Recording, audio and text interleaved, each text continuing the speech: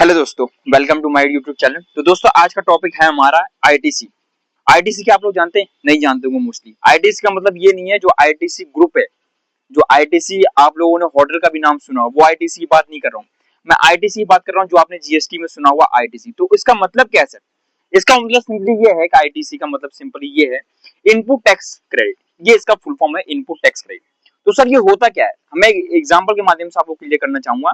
से for example मैं कोई गारमेंट्स का बिजनेस कर रहा हूँ, ठीक है। अब मैं जब गारमेंट का बिजनेस कर रहा हूँ तो मैं कुछ चीज परचेज करूंगा। अब मैं परचेज करूंगा तो उस पर्सन को मैं पेमेंट करूंगा। अब पेमेंट करूंगा उस पर्सन तो साथ साथ वो पर्सन क्या मेरे से जीएसटी कलेक्ट करेगा, मतलब मैं जीएसटी उस पर्सन को पे करूंगा।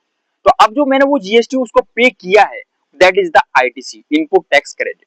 वो मेरा जो इनपुट टैक्स क्रेडिट है, जब वो अपना रिटर्न फाइल करेगा तो मेरा ऑटो पॉपुलेटेड होगा, वो जीएसटी 2A में शो कर देगा जीएसटी पोर्टल पे।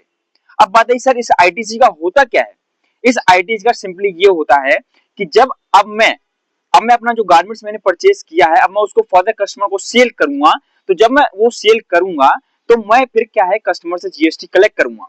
अब कस्टमर से मैंने जीएसटी कलेक्ट किया, अब मुझे गवर्नमेंट को पे करना है वो जीएसटी। तो मैं मेरी आउटपुट टैक्स लायबिलिटी होगी जो गवर्नमेंट को पे करना है। तो मैं उस आउटपुट टैक्स लायबिलिटी को अपनी जो आईटीसी है, that is input tax credit, input liability, उस समय सेट ऑफ करूंगा जब मैं अपना रिटर्न फाइल करूंगा